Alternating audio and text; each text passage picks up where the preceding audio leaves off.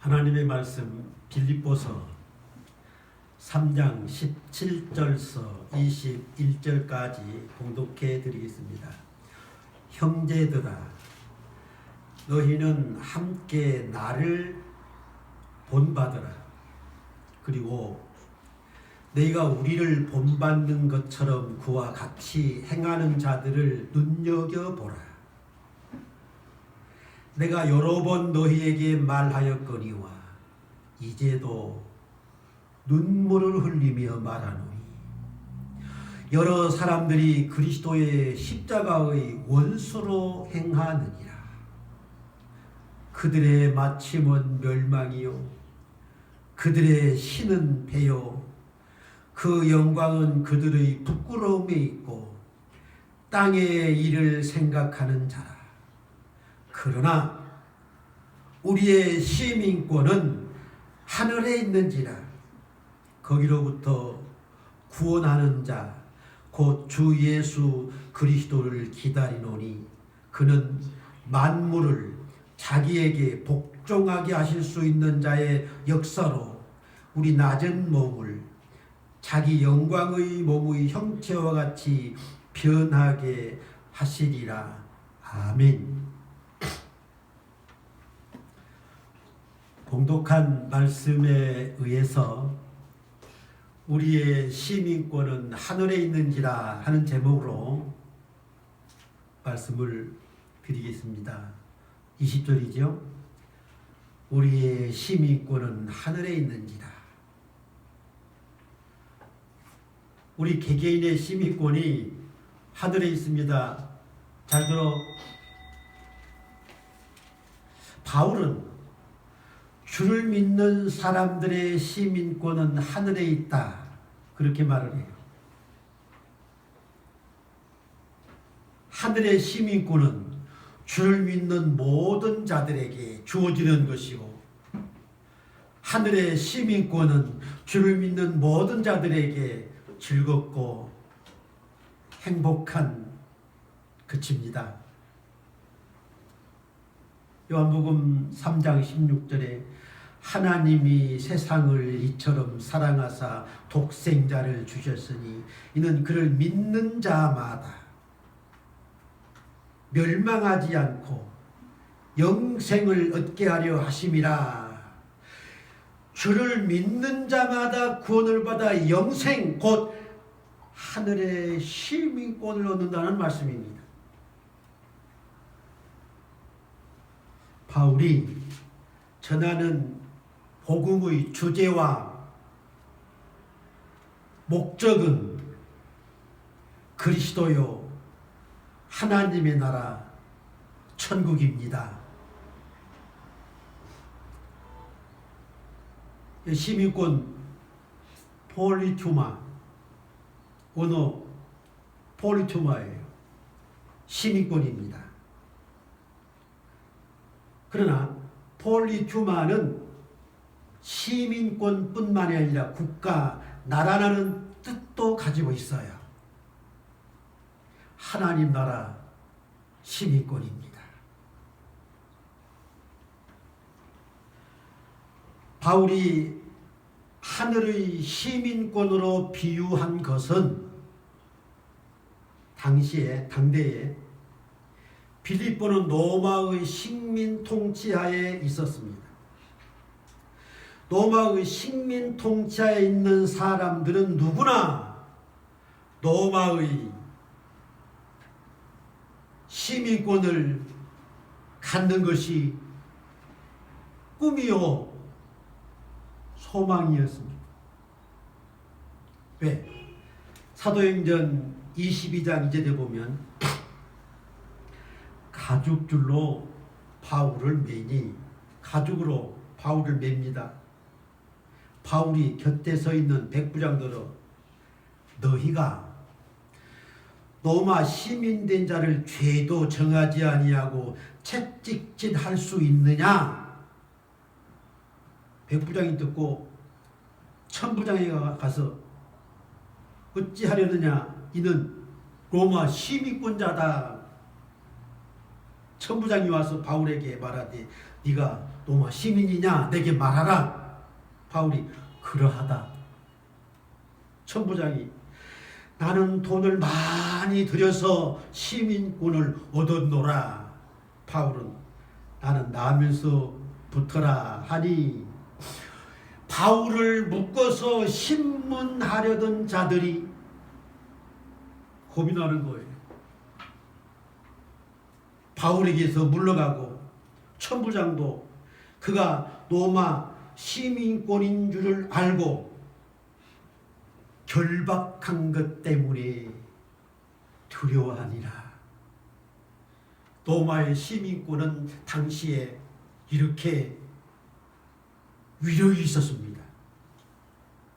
그래서 식민 통치에 있는 모든 사람들은 로마의 시민권을 사모하는 거예요. 바울이 전하고자 하는 메시지는 로마의 시민권이 아닙니다. 천국에 들어가는 하늘의 시민권이에요. 로마의 시민권이나 그 어떤 나라의 시민권과 비교할 수 없는 것이 하늘의 시민권입니다. 로마의 식민지하에 있는 빌립보 교회의 성도들뿐만이 아니라 주를 믿는 모든 사람들의 시민권은 하늘의 시민권입니다. 우리가 하늘의 시민권을 사모하고 그 하늘의 시민권 있는 것으로 기뻐하고 즐거워해야 합니다. 바울이 너희는 나를 본받으라 했는데 빌립보서 3장 14절에 표대를 향하여 그리스도 안에서 하나님이 위에서 부르신 부름의 상을 위하여 달려가노라. 다윗은 천국을 표대 삼고 경주하는 자세로 천국을 향하여 달려갔다. 그런 말입니다.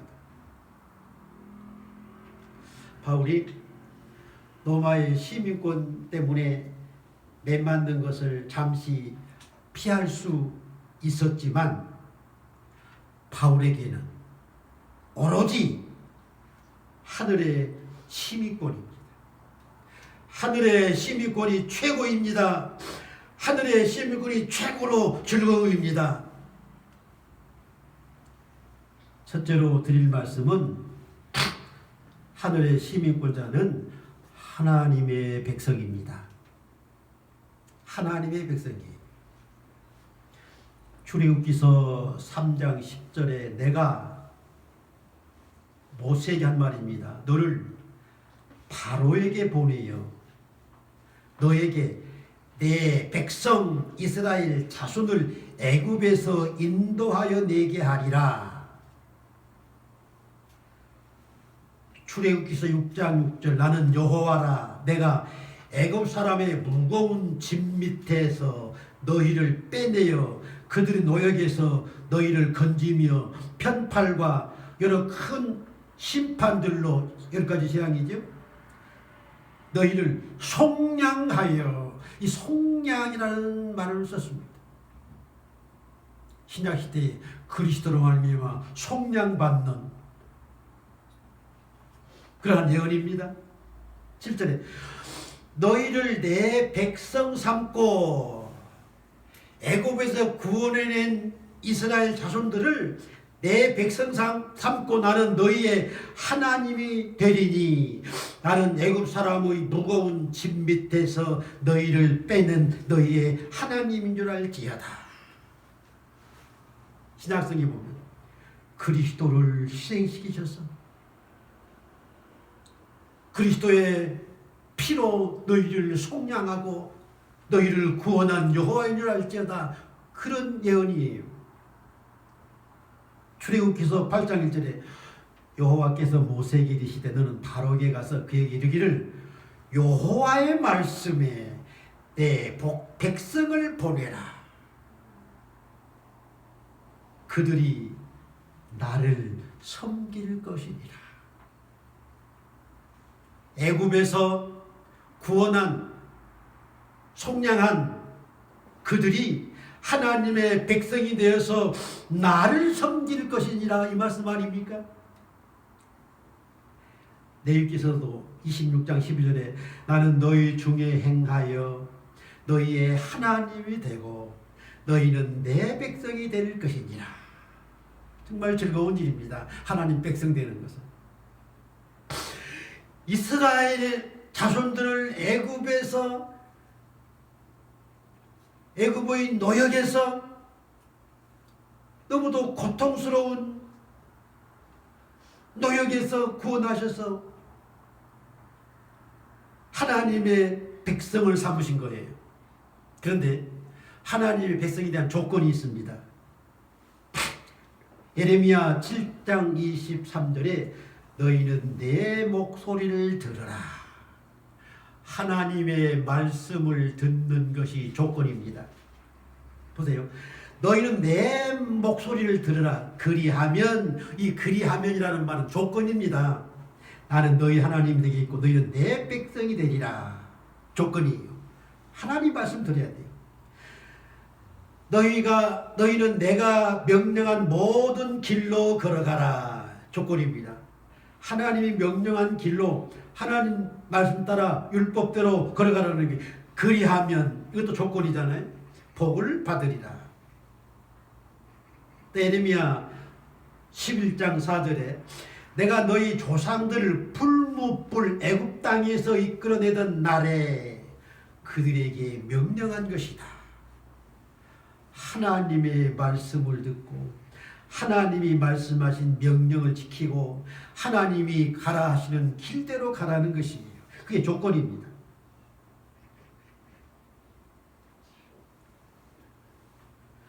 너희는 내 목소리 순종하고 나의 모든 명령을 따르라. 그리하면 너희는 내 백성이 되고 나는 너희의 하나님이 되리라. 하나님의 백성이 되는 것은 즐겁고 행복한 것입니다. 그러나 하나님이 말씀하신 조건 어기면 하나님의 백성이 될 수 없어요.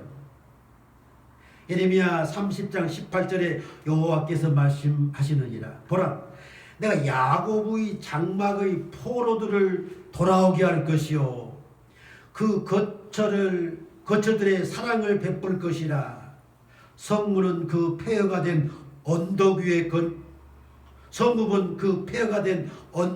건축될 것이요 그 보루는 규정에 따라 사람이 살게 되리라. 이 무슨 말인가 하면 바벨론의 침략을 받아 이스라엘 나라가 예루살렘이 완전히 폐허가 되어 버렸습니다. 누가? 하나님의 백성들이. 왜? 하나님의 명령과 규례를 지키지 않다가 우상을 숭배하다가 하나님이 진노해서 다시 바벨론 포로 70년 동안 살게 했습니다. 그러나 하나님이 그들을 다시 본국으로 귀환하기 위해서 폐허가 된 언덕 위에 새로운 성읍을 건축해서 그 보류 규정에 따라 사람을 살게 하리라. 보류라는 건 규정입니다. 하나님 율법의 말씀대로 살게 하려는 말입니다. 19절에 그들에게서 감사하는 소리가 나오고 즐거워하는 자들의 소리가 나오리라. 내가 그들을 번성하게 하리니 그들의 수가 줄어들지 아니하겠고 내가 그들을 존귀하게 하리니 그들이 비천하여지지 아니하리라. 하나님의 백성이 되는 것은 존귀한 자들이 되는 거예요. 비천해지지 않는 자가 되는 거예요. 그들이 그 은혜를 깨달을 때에 감사와 찬송의 소리가 넘쳐나는 겁니다. 즐거운 소리가 넘쳐나는 거예요. 에스겔은 말하기를 11장 20절에 내가 그들에게 한 마음을 주고 그 속에 새 영을 주며 그 몸에서 돌 같은 마음을 제거하고 살처럼 부드러운 마음을 주어 내 윤리를 따르며 내 규례를 지켜 행하게 하리니 그들은 내 백성이 되겠고 나는 그들의 하나님이 되리라. 애굽에서 구원하는 이스라엘 자손들이 하나님의 백성입니다. 바벨론에서 70년 동안 노예 생활했지만 포로 생활했지만 다시 그들을 구원해내서 하나님 말씀대로 살게 해서 하나님을 섬기게 하는 그들이 하나님의 백성이에요. 조건을 지켜야 합니다. 신명기서 7장 6절에 너는 여호와 네 하나님 성민이라 하나님의 거룩한 백성이라는 말입니다. 네 하나님 여호와께서 지상 만민 중에서 너를 자기의 기업의 백성으로 택하셨느니라. 이스라엘 백성들이고 오늘날 예수 믿는 모든 사람들입니다. 7절에 여호와께서 너희를 기뻐하시고 너희를 택하심은 너희가 다른 민족보다 수요가 많기 때문이 아니라 너희는 오히려 모든 민족 중에서 가장 적으니라. 이스라엘 나라는 우리나라 강원도 땅만 해요. 작죠? 하나님을 구약 시대에 그들을 택하셨어요. 그들을 자기 백성 삼으셨어요. 신약 시대에 보면 예수님 말씀에 누가복음 4장 18절에 가난한 자들에게 복음을 전파하려고 내게 기름을 부으셨다. 바울은 고린도전서 1장 27절에 미련한 자, 약한 자, 천한 자, 없는 자 그들을 택하셨다. 야고보서 2장 5절에 하나님께서 세상에 가난한 자를 택하셨어. 약한 자를 택하셨어. 하나님의 상속자로 삼으셨다. 그리 말을 했어요. 한번 찾아봅시다. 야고보서 2장 5절 말씀.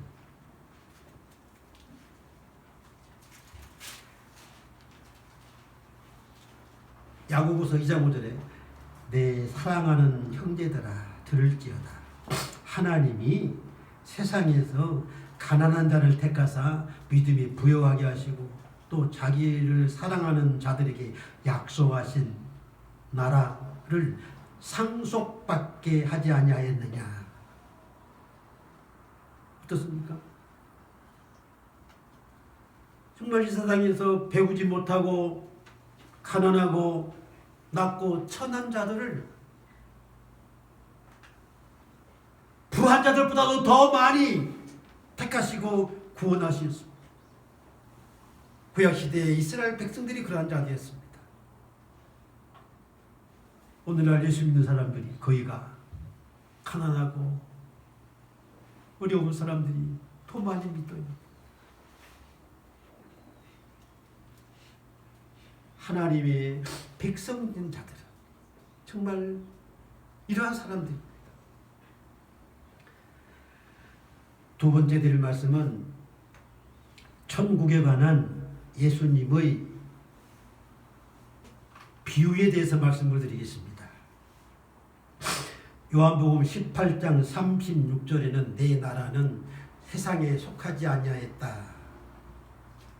하늘에 천국의 나라를 말씀하는 거예요. 요한복음 4장 11절에 예수님 말씀입니다. 우리는 아는 것을 말하고 본 것을 증언하노라. 하늘나라에서 오셨기 때문에 예수님처럼 하늘을 아는 분이 누가 있겠습니까? 그러나 너희는 우리의 증언을 받지 아니하는도다. 오늘 말씀 19절에 그들의 마음 맞춤은 아니 18절에 내가 여러 번 너희에게 말하였거니와 이제 눈물 흘리며 말하노니 여러 사람들이 그리스도의 십자가의 원수로 행하느니라. 그리스도의 원수들이 되어 복음을 받지 않는 사람들. 32절에 요한복음 4장 32절입니다. 그가 친히 보고 들은 것을 증언하되 그의 증언을 받는 자가 없도다. 안타까운 일 아닙니까?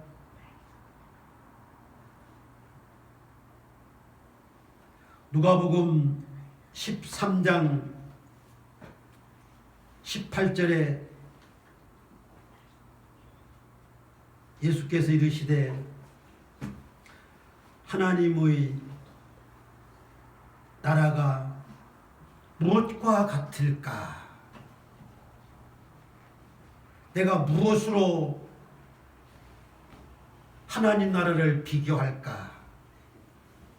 또 20절에서도 내가 하나님의 나라를 무엇으로 비교할까?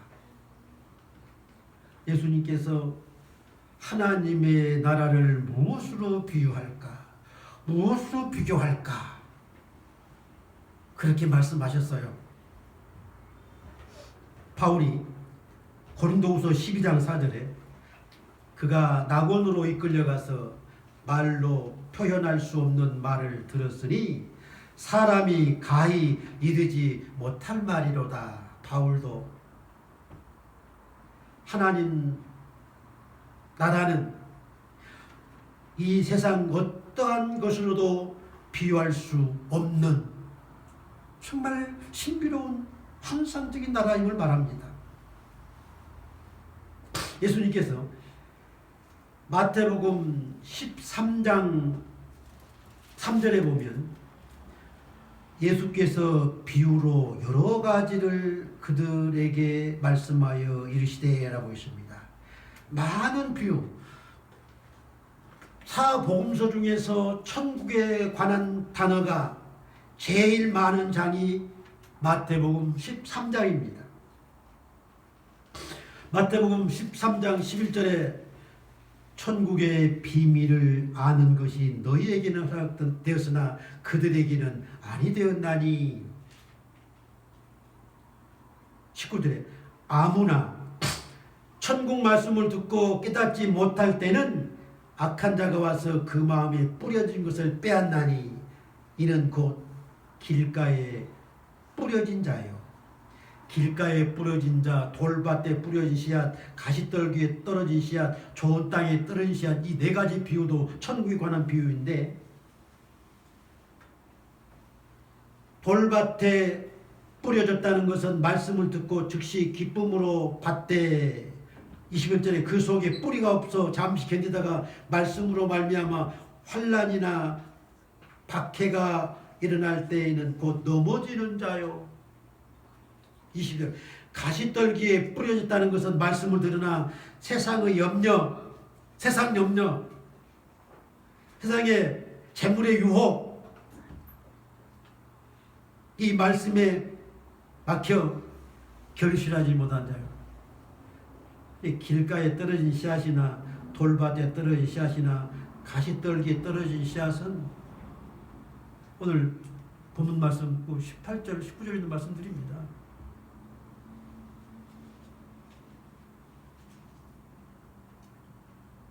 그러나 마태복음 13장 23절에 좋은 땅에 뿌려졌다는 것은 말씀을 듣고 진짜 천국 하늘 시민권자입니다. 말씀을 듣고 깨닫는 자니 결실하여 100배, 60배, 30배가 되느니라. 24절에 천국은 좋은 씨를 제밭에 뿌린 사람과 같으니 31절에 천국은 마치 사람이 자기 밭에 심은 겨자씨 한 알 같으니 33절에 천국은 마치 여자가 가루 서말 속에 넣어 전부 부풀게 한 누룩과 같으니 38절에 좋은 씨는 천국의 아들들이요. 44절 천국은 마치 밭에 감투인 보화와 같으니 예수님께서 천국은 밭에 감추인 보화와 같다. 천국은 보화와 같다고 그렇게 비유했습니다. 사람이 이를 발견한 후에 숨겨두고 기뻐하며 돌아가서 자기 소유를 다 팔아 그 밭을 사느니라. 천부장은 돈을 많이 들여서 노마 시민권을 샀다 했어요. 예수님 비유는 밭에 감추인 보화를 발견하고 기뻐하고 즐거워해서 자기 모든 소유를 다 팔아서 그 밭을 샀다고 했습니다. 자기 소유로 만들었습니다.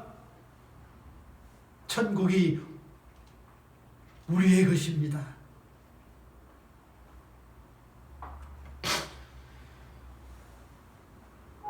45절에는 천국은 마치 좋은 진주를 구하는 장사와 같으니 46절 극히 값진 진주 하늘을 발견하며 가서 역시 자기 소유를 다 팔아 그 진주를 사려니라. 보화를 발견한 사람도 값진 진주를 발견한 사람도 기뻐하고 즐거워하며 자기의 모든 소유를 팔아서 그 좋은 보화와 값진 진주를 샀습니다. 무슨 의미입니까? 우리가 천국을 그 보화보다 그 값진 진주보다 더 귀하게 여기고 그것을 내 소유로 삼아야 하는 겁니다.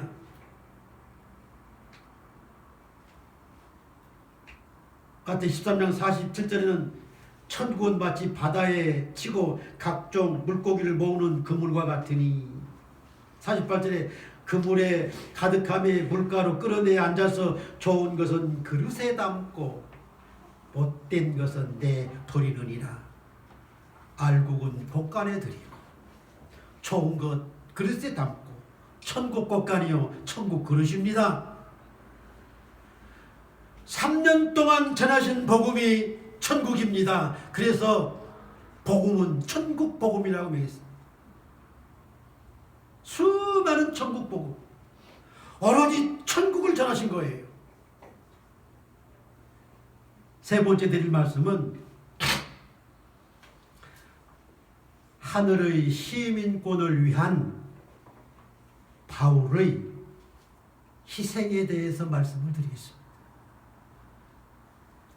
고린도후서 11장 23절에 내가 수고도 넘치도록 하고 옥에 갇히기도 더 많이 하고 매도 수없이 맞고 여러 번 죽을 뻔하였으니 24절에 유대인들에게 40에 하나 감한 매를 5번 맞고 40대를 하나 감하고 40대를 하나 감하고 그런 매 아닙니까? 3번은 태창으로 맞고 1번은 돌로 맞고 3번은 파스나의 일주일 깊은 바다에 지냈으며 여러 번 여행하면서 전도 여행입니다. 강의 위험, 강도의 위험, 동족의 위험, 이방인의 위험, 시내의 위험, 광야의 위험, 바다의 위험, 거짓 형제들의 위험을 당하고 또 수고하고 애쓰고 여러 번 자지 못하고 줄이고 목마르고 여러 번 굶고 춥고 헐 벗어노라. 이것이 바울의 희생입니다. 하늘의 시민권을 위한 희생이에요.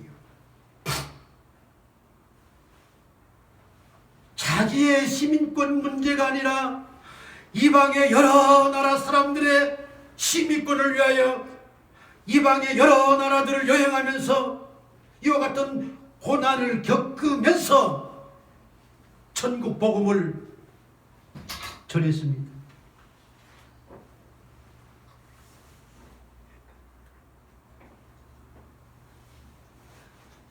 바울이 이와 같은 수많은 고난을 받으면서도 복음을 전하는 것은 시민권이 하늘의 시민권이 이만한 가치가 있는 것입니다. 그런데 28절에 이런 고사하고 그러니까 자기가 옥에 갇히고 매맞고 정말 죽을 것 많이 당한 그것은 고사하고 아직도 날마다 내 속에 눌리는 것이 눌리는 일이 있으니 모든 교회를 위하여 염려하는 것이라. 자기의 고통과 괴로움이 문제가 아니라 여러 교회들을 위해서 마음에 늘 짐이 되는, 여러 교회를 염려하는 것이다. 누가 약하면 내가 약하지 아니하며 누가 실족하면 내가 애타지 아니하느냐. 타인들의 구원을 위해서 이토록 애타했습니다. 이 본문 18절, 이제도 눈물을 흘리며 말하노니. 여러 사람들의 구원을 위해서 눈물을 흘리며 그들을 걱정하며 희생했습니다. 사도행전 18장 9절에 보면 바울이 에베소에 있는 회당에 들어가서 석 달 동안 담대하게 하나님 나라에 관하여 강론하며 권면하였고, 유대인들이 또 핍박하니까 피해서 두란노로 가서 두란노 서원에서 날마다 강론하니라. 10절에 2해 동안 두란노 서원에서 천국을 증언했어요. 그랬더니 아시아에 사는 유대인이나 헬라인이나 다 주의 말씀을 듣더라. 바울이 2년 동안 두란노에서 복음 전하는 결실이, 열매가 이렇게 맺어졌습니다. 바울이 왜 이렇게 담대하게 천국을 전했을까요? 왜 이렇게 매맞아가면서 옥에 갇혀가면서 정말 고생하면서 왜 복음을 전했을까요? 그것은 갈라디아서 1장 12절에 내가 사람에게 받은 것도 아니요 사람에게 배운 것도 아니요 오직 예수 그리스도의 계시로 말미암은 것이다. 다른 12 사도들은 3년 동안 예수님께 직접 배웠습니다. 그러나 사도 바울은 예수님 승천 후에 개종 있지 않습니까?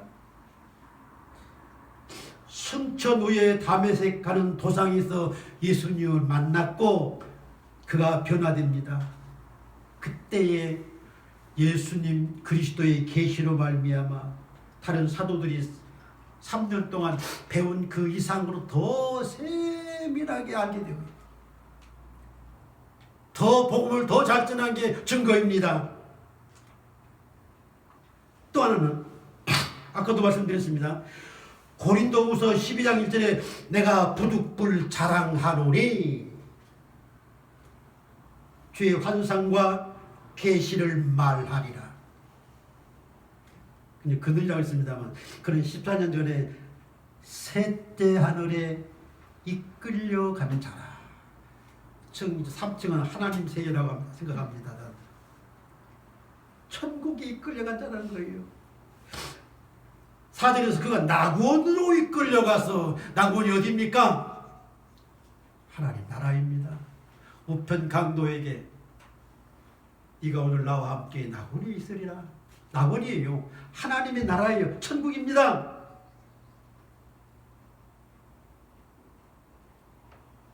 그가 낙원으로 이끌려가서 말로 표현할 수 없는 말을 들었으니 사람이 가히 이르지 못할 말이로다. 주의 환상과 계시를 통해서 하나님의 나라의 모든 것들을 목격하고 체험했어요. 그래서 보았기 때문에, 체험했기 때문에 현재 고난을 장차받을 영광과 좋기 비교할 수 없도다. 그 고난 속에 복음을 전한 겁니다. 그 고난 속에 믿음을 지킨 겁니다. 어디 그뿐입니까? 초대 교회의 성도들이 다 그러 했어요. 히브리서 11장 35절에 보면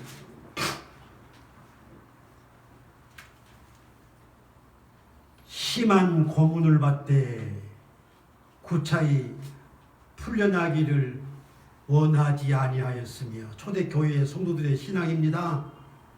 심한 고문을 받아요. 그러나 구차하게 풀려나기 위해서 주를 부인하지 아니합니다. 36절. 또 어떤 이들은 조롱과 채찍질 뿐 아니라 결박과 옥에 갇히는 시련도 받았으며, 37절에 돌로 치는 것과 톱으로 캐는 것과, 여러분, 사람의 손과 발을 톱으로 자르는 거예요. 견딜 수 있습니까? 정말 그 고통, 주님의 십자가 고통이 아닐 수가 없어요.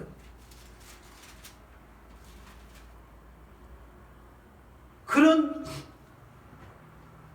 고통과 시험과 칼로 죽임을 당하고 양과 염소의 가죽을 입고 유리하며 궁핍과 환난과 학대를 받았으며, 이렇게 말하는데 38절에 이런 사람은 세상이 감당하지 못하리라. 그들이 광야와 산과 동굴과 토굴에 유리하였느니라. 정말 초대교회 성도들은 이러한 고난, 이러한 희생을 치르면서도 주를 부인하지 않았습니다. 믿음을 지켰어요. 바울의 희생, 초대교회의 희생입니다. 스데반 집사가 돌에 맞으면서도 주를 부인하지 아니했습니다. 자기를 치는 자들 향하여 저주하지 아니했고 오히려 그들을 위해서 기도했어요. 그들은 19절에 그들의 마침은 멸망이요 그들의 신은 패요 그 영광은 그들이 부끄러움이 있고 땅의 일을 생각하는 자들이다. 주를 대적하고 정말 성도들을 핍박하는 그 모든 자들은 하늘에 시민권이 있는 자들이 아니라는 거예요. 멸망할 자들이라는 거예요. 그러나 우리의 시민권은 하늘에 있는지라.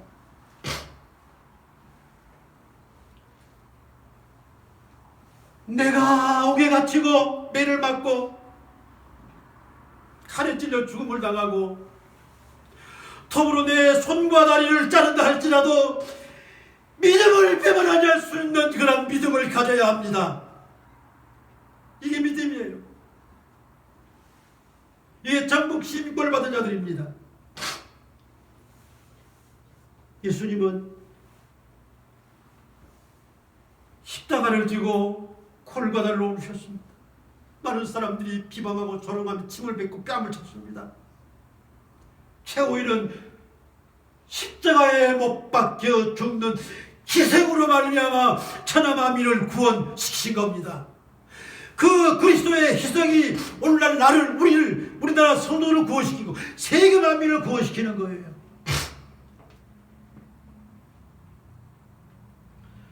한 송이 국화꽃을 피우기 위하여 봄부터 소쩍새는 그렇게 울었나 보다. 한 송이 국화꽃을 피우기 위해 천둥은 먹구름 속에서 또 그렇게 울었나 보다. 서정주 시는 이러한 시도 있습니다. 정말 바울은 이방의 모든 나라 사람들이 예수님 영접하여 구원받게 하기 위해서 이토록 희생을 치렀고, 예수님은 천하 만민, 하나님이 아브라함에게 약속하신 천하 만민이 신으로 말미암아 구원을 받으라는 그 말씀 때문에 십자가에 희생을 치름으로 오늘날 세계 만민이 예수 믿고 구원받은 겁니다. 그들이 하나님의 백성, 천국 백성들입니다. 이 믿음 지키시기 바랍니다. 기도하겠습니다. 하나님 아버지, 바울은 이방의 여러 나라들에 다니면서 많은 고난과 정말 고통을 겪었지만 오직 하늘 천국을 바라보고 복음을 전했습니다. 그의 모든 결실들이 수없이 이루어졌습니다. 예수님은 3년 동안 천국 복음을 전하셨습니다. 우리가 이 말씀 듣고 굳게 믿기를 원합니다. 주를 믿고 천국을 믿기를 원합니다. 주를 믿고 구원받아 하나님 백성 되기를 원합니다. 주님, 우리는 약합니다.